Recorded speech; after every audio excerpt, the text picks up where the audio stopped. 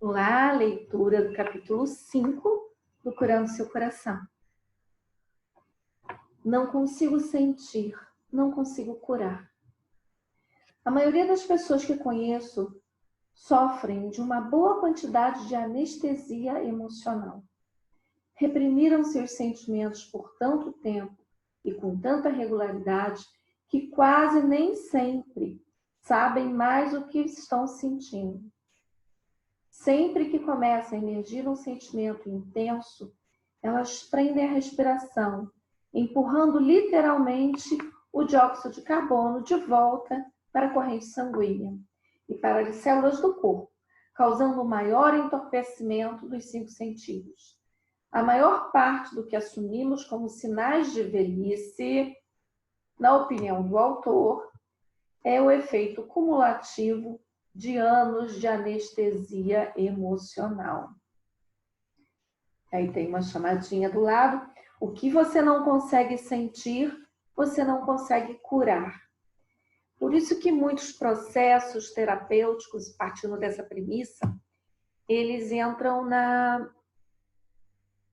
envolvendo catarse, trazendo a emoção, revivendo a emoção, seja uma terapia de vidas passadas, a própria constelação, porque a gente entra muito naquele estado emocional, o renascimento, você entrar em contato com aquilo. No Access, não há um convite tão forte assim de entrar na emoção, mas existe o você perceber aquela energia e usar o enunciado aclarador para ir limpando aquele conteúdo. Mas, como ele diz, se a gente não consegue sentir, não consegue curar. Os sentimentos são energias que fluem pelo corpo, tendo pensamentos específicos como propulsores, geralmente memórias de experiências incompletas. Por exemplo, seu parceiro vai partir numa viagem de negócios. Seu corpo se enche de uma energia quente e amorosa, mas subconscientemente você se lembra da morte de seu pai quando você era criança. Uma morte ocorrida quando ele estava fora, talvez em negócios. E você começa a sentir o quê? A dor que você nunca liberou. Em sua mente, o amor se confunde com perda.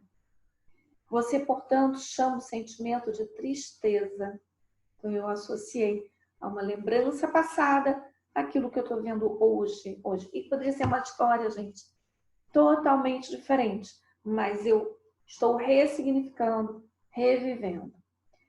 Você está para embarcar em uma montanha russa. Um amigo vira-se para você e diz: meu Deus, isso é adrenalina pura.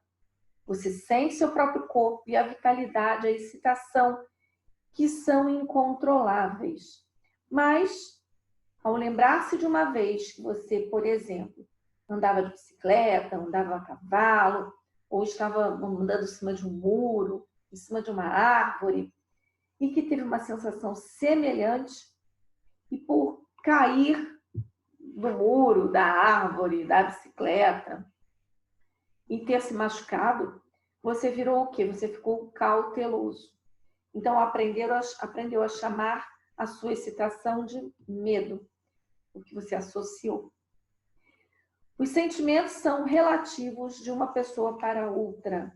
A raiva de uma pessoa pode ser o terror de outra pessoa.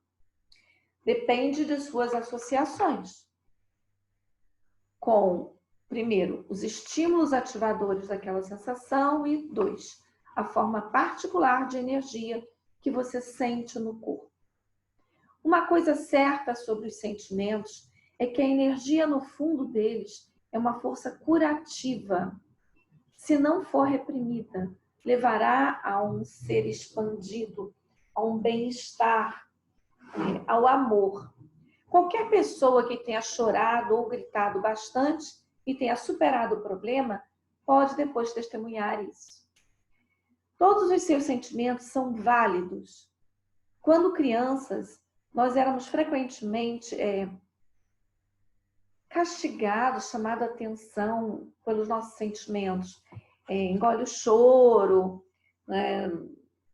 não pede desse jeito.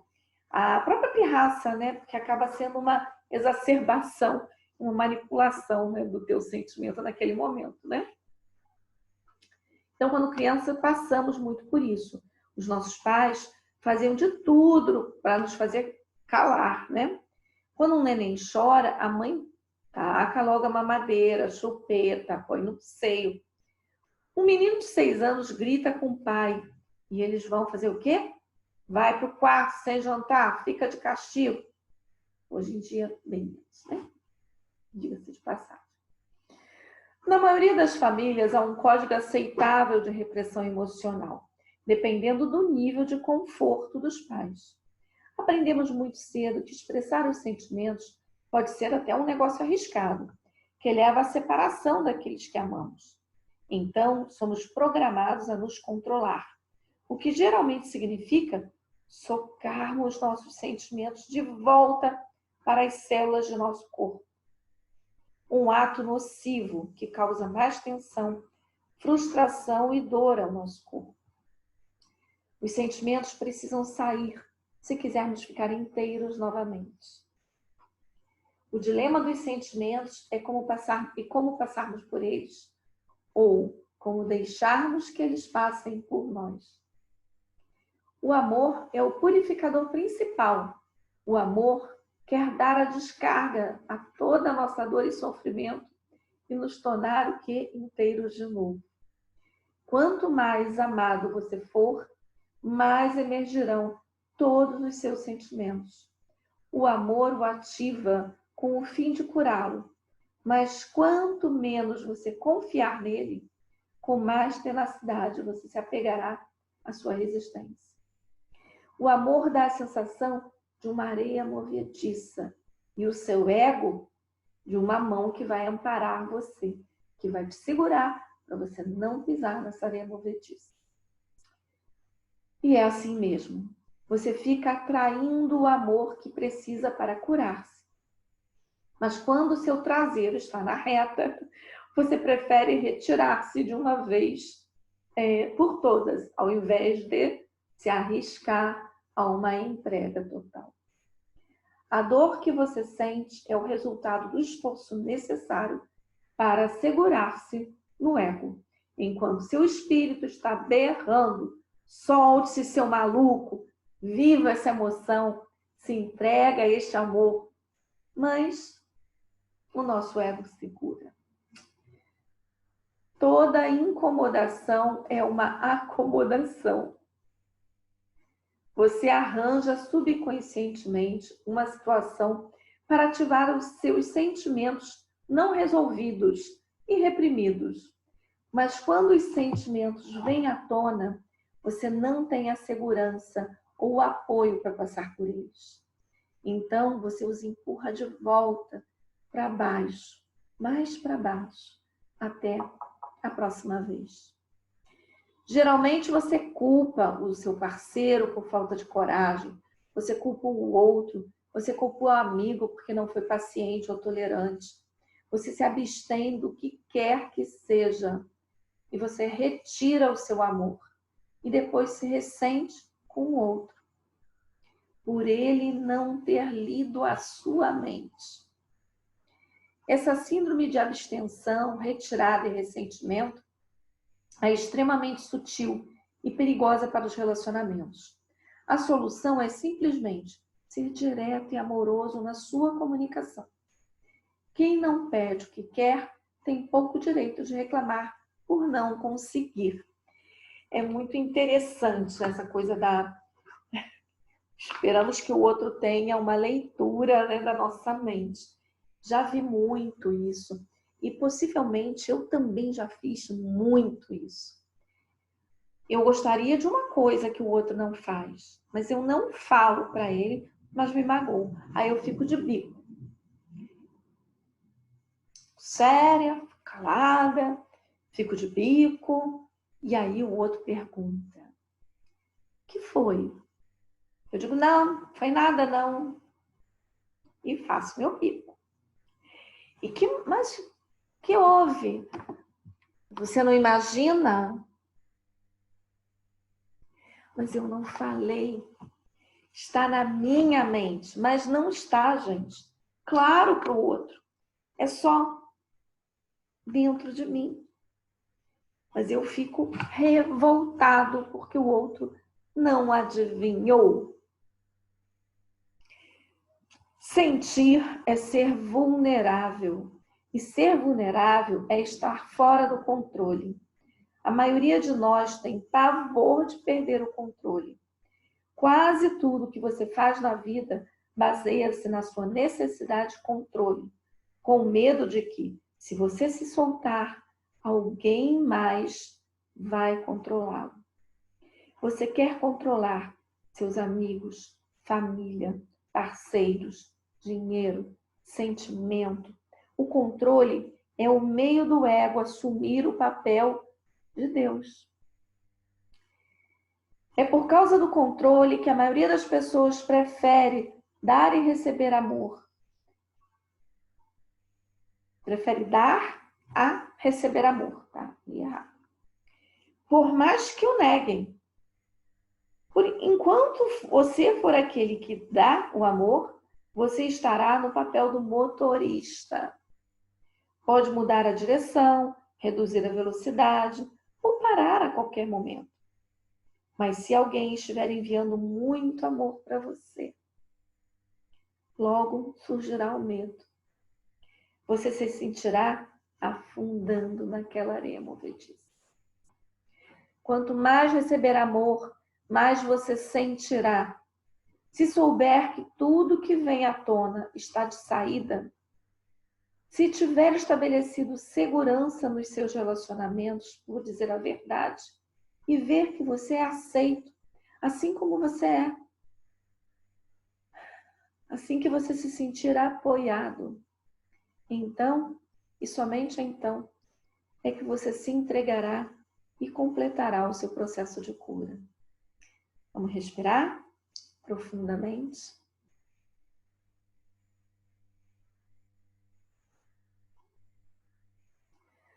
Muitos homens antiquados e muitas mulheres modernas se escondem por trás de um procedimento machista. Contentam-se emocionalmente e se controlam a qualquer custo, sem permitirem que ninguém ou nada os toque profundamente. No íntimo, tendem a se sentir fracos e desamparados, mas não têm a segurança interior para se mostrarem. Praticam como se fosse karatê, kung fu, para terem o poder de matar, mas não a força para sentir, para se entregar, para viver realmente teu grande amor. O que significa manter a compostura? Certamente não significa conter-se, com medo de que, se você se soltar, vai se desintegrar. Isso não é força, isso é paralisia. Uma postura rígida, frágil ante a vida. Ser inteiro significa que você pode se despedaçar de vez em quando e juntar os pedaços de novo. Para crescer, você precisa soltar-se nos seus sentimentos. E às vezes precisa o quê? Contrair-se. E depois se entregar também. Então, é todo um processo de expansão. Assim como, fazendo uma comparação com a nossa respiração. A gente expande e contrai. Quase tudo na nossa vida tem esse movimento. Então, os relacionamentos, eles também podem passar por isso. Então, tem um momento que eu vou me retrair e um momento de me abrir e me expandir. É com todo mundo que eu posso me abrir e me expandir? Não necessariamente. Porque muitos dos nossos relacionamentos, eles durante muito tempo, eles são projeções. Projeções de coisas que nós vivemos. Projeções e defesa, né? Porque eu, no fundo, não quero me envolver com ninguém. Isso é muito comum para a gente perceber, é um padrão, né, que muitas vezes acontece. Pessoas que me procuram, já tive muitos clientes assim,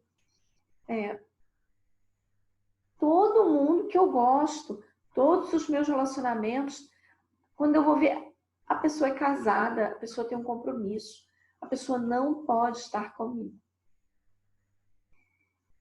E aí a pergunta, será que essa pessoa realmente desejava um relacionamento? Por que ela milagrosamente só escolhe pessoas que não estão disponíveis? Talvez ela também não esteja disponível. Talvez você também esteja travado, como eu mesmo estive travada há muito tempo. Fechada dentro de mim. A sensação que eu tinha, não sei se eu já fiz esse comentário, é aquela brincadeira com a vela, em que você passa o dedo na chama da vela rápido e você não se queima. Então eu estava em cada um desses relacionamentos brincando com a chama. Eu brincava com o fogo, mas eu não parava o dedo. E era isso que eu fazia. O jogo de estar dentro de um relacionamento, mas estar com o pé fora, quase sempre. E só depois de eu muito me trabalhar, é que realmente eu estive aberta para viver um relacionamento mais inteiro, onde eu me mostrei como eu era, onde eu vivi a Vânia, né, como eu realmente sou. E, gente, foi muito bom. Expansão e contração são dois aspectos de uma só força universal. O coração bate, o protoplasma pulsa, as estrelas cintilam, tudo na vida expira e inspira. Que foi o que eu acabei de comentar com vocês. Crescer é descobrir seu próprio ritmo interno e abrir-se e fechar-se e honrar esse processo altamente pessoal. Porém, primeiro é preciso estar disposto a abrir-se. A intimidade é o resultado de revelar-se aos outros. Uma proposta assustadora para a maioria das pessoas. Intimidade significa ver-me por dentro. Quanto mais eu me permito que o outro, me veja e que eu permito que eu me veja também, mais eu tenho a tendência de me sentir íntimo de mim mesma e do outro. Mas se eu sinto um pavor excessivo de ser vulnerável por pensar que a outra pessoa vai ver quem eu sou e não vai gostar de mim, ou ainda pior, eu mesma não quero ver quem eu sou, que nem eu me aprovo, eu fiquei presa num espaço. Realmente presa num espaço muito, muito apertado. E isso é um grande trabalho de autoestima. Existem várias ferramentas para trabalhar isso. Você começar a se aprovar. Você não precisa, você não depende da aprovação dos outros. É a sua aprovação. Em que lugar você está se escondendo? Em que lugar você não está se validando? Em que lugar você resolveu que é errado ser você? Em que lugar isso está acontecendo? Desde quando isso acontece?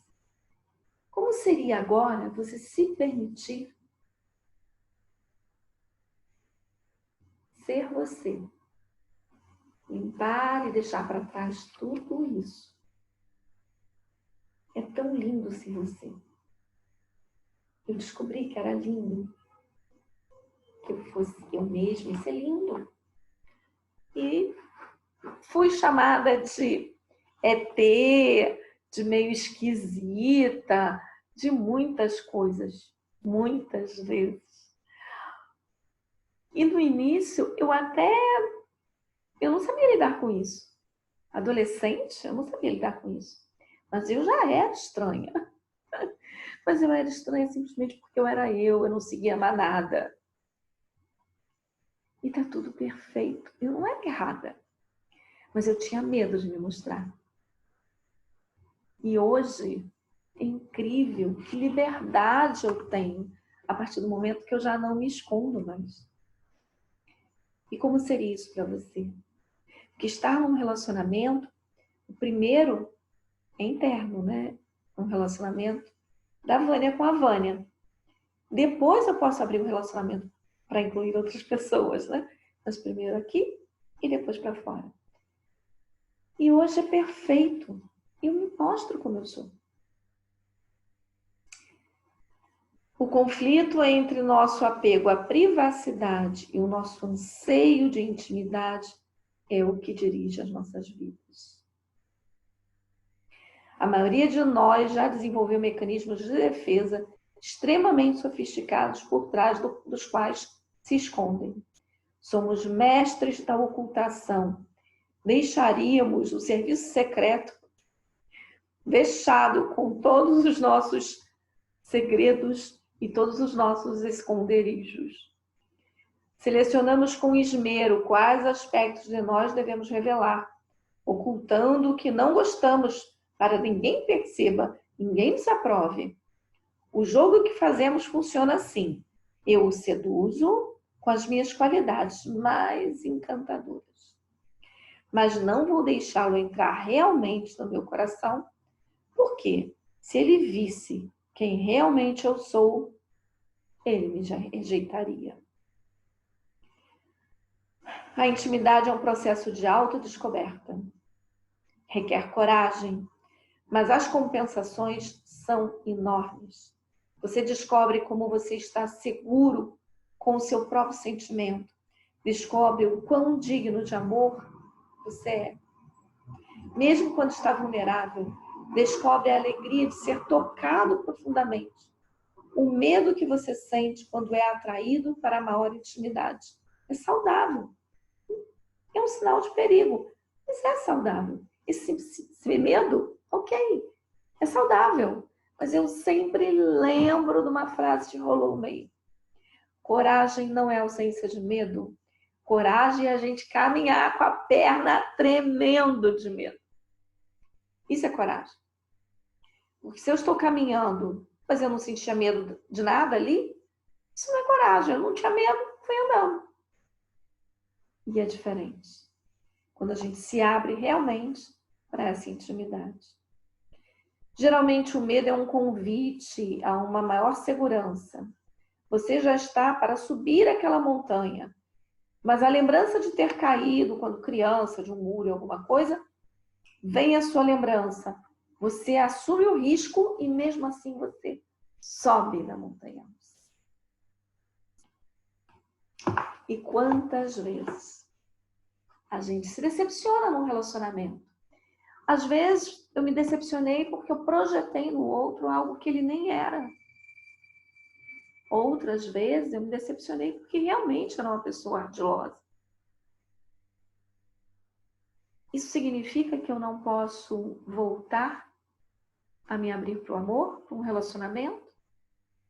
Ou como a montanha russa, eu vou experimentar isso. E eu me entrego a essa experiência.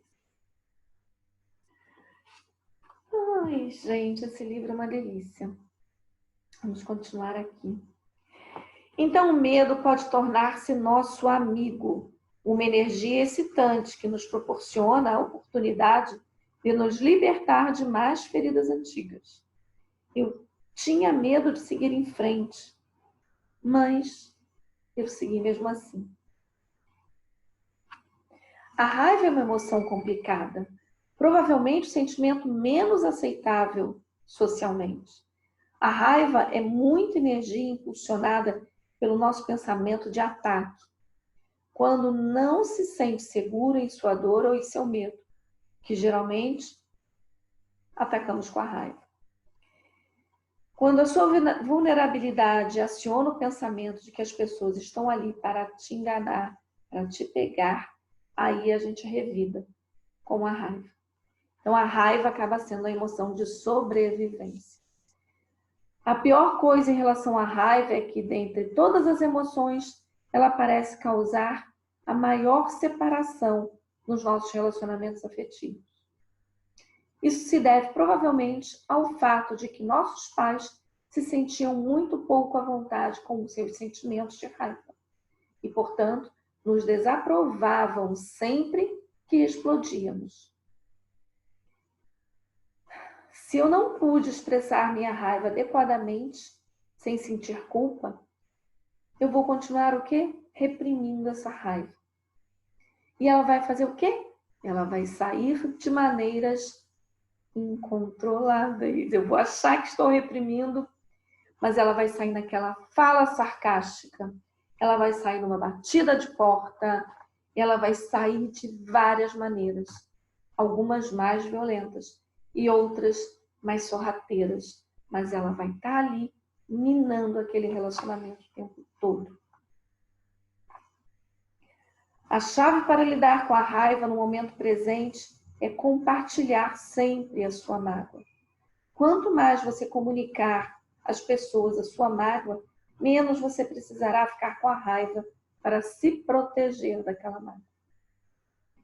Há vários jogos que se podem fazer para lidar primeiro com o ressentimento e depois com a raiva. Então ele propõe aqui, esse jogo é interessante, o jogo da verdade molhada. É um jogo que ele e a esposa inventaram para prevenir acúmulos e ressentimentos. Todas as noites, eles entravam na banheira e cada um deles tinha a mesma quantidade de tempo para dizer para o outro, no dia de hoje, o que aconteceu e que me fez me sentir mal, ressentida, magoada, onde eu me decepcionei com você foi. E você relata tudo para aquela pessoa. De uma maneira calma, de uma maneira tranquila, sem agressão. Então era um momento de relaxamento, a água quente ajudava no relaxamento. E ajuda também a emoção a fluir. E eles falavam um para o outro sobre tudo. Mas quando saíam da banheira, eles imaginavam que tudo aquilo ia embora, junto com a água, por exemplo. Eles tinham a proposta de realmente limpar aquela situação. Precisamos fazer algum acordo, precisamos resolver alguma coisa? Vamos fazer. Não é ignorar magicamente, mas é você conseguir falar sobre aquilo, sem deixar que aquilo acumule para o dia seguinte. Nunca indo dormir com todo aquele ressentimento dentro de você. Então, esse é um jogo muito interessante e que eles fizeram e fazem ao longo dos anos. Eles são casados há muito tempo, gente. Vamos ver se tem um outro jogo aqui interessante. Outra técnica simples que pode acelerar a liberação da raiva é pegar a energia, agregá-la a um pensamento positivo e gritar no chuveiro ou no carro. Janelas fechadas, por favor. Ou no meio do mato. O que você não deve fazer é descarregar essa raiva sobre as outras pessoas. Como já descrevi, há uma maneira adequada de você liberar a raiva. Não é preciso que você xingue ninguém e depois fique preso na culpa, que confirma o quê? Aquela mentira pessoal, as historinhas. E depois, como eu falei, eu vou gravar uma aula, aí é uma aula, não vai ser uma leitura de livro, só para explicar sobre essa questão da lei primal ou mentira pessoal, a influência do nascimento em tudo isso e algumas outras coisas, tá? Depois fica de olho no YouTube que eu vou subir essa aula e aí eu aviso, posto no Insta também. Vamos ver.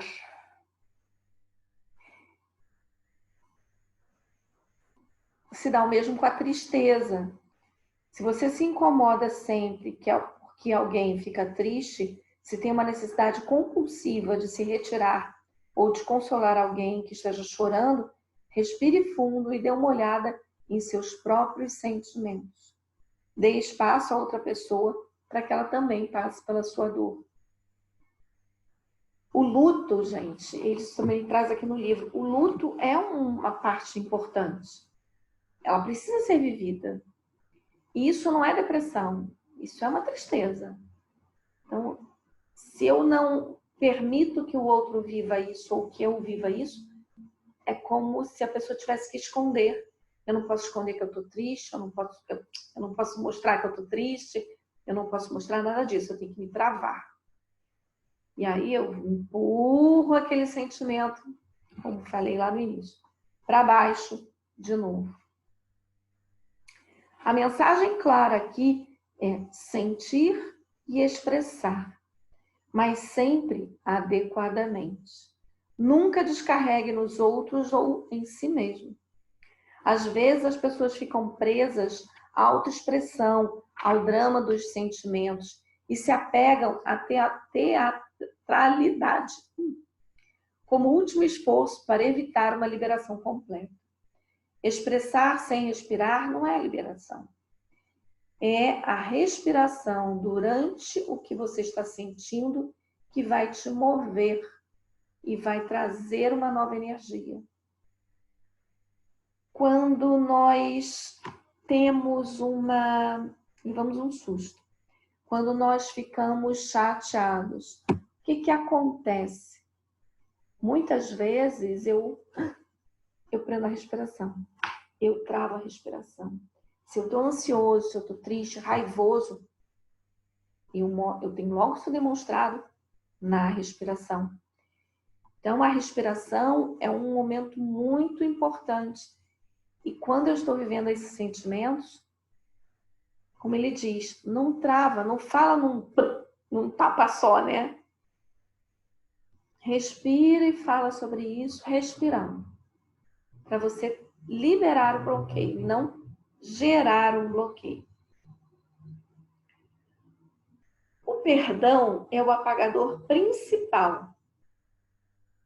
Se estiver apegado a velhos ressentimentos, sua mente ficará seletivamente lembrando somente das impressões negativas que você tem de alguém, ou de alguma coisa.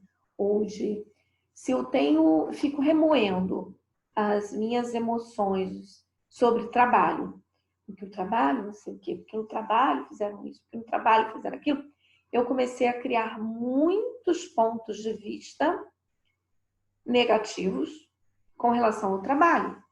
Então, eu nunca vou me conectar plenamente com o trabalho, porque aquilo é um tormento, é uma tortura, é uma relação abusiva.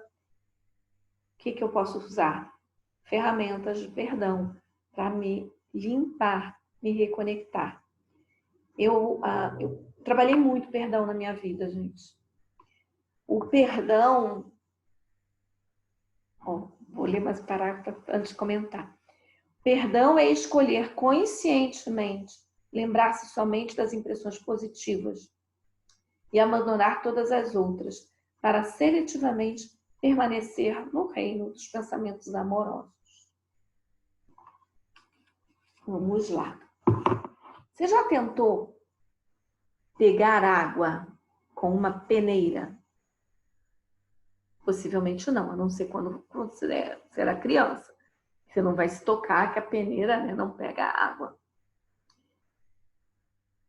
O perdão, ele entra como se fosse tapando esses furos, gente.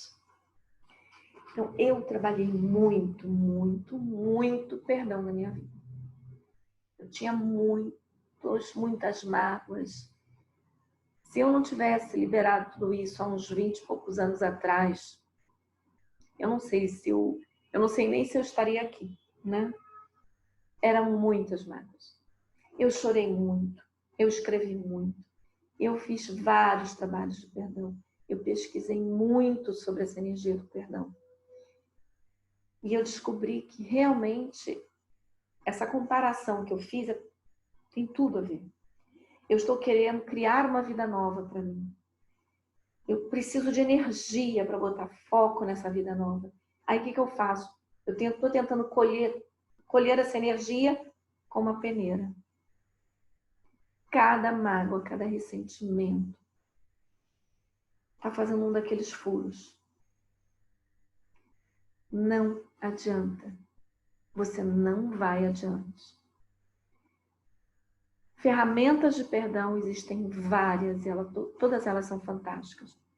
Eu desenvolvi até um curso, que nem é curso, é um programa de tratamento, só sobre perdão, porque eu percebi o quanto na minha vida isso foi grandioso. Então, eu pesquisei muito, estudei muito, juntei material de vários cursos que eu fiz, fui além e preparei esse material, né? Esse curso até está lá no Hotmart, qualquer dia eu compartilho aqui, caso, né, interesse para alguém. Mas foi grandioso na minha vida. Depois disso é que eu consegui avançar. Então, dica, principal dica desse capítulo: entre em contato com as suas emoções, mas não é para que ela vire uma arma. Você não vai atacar as pessoas com a sua emoção. Você vai compartilhar amorosamente.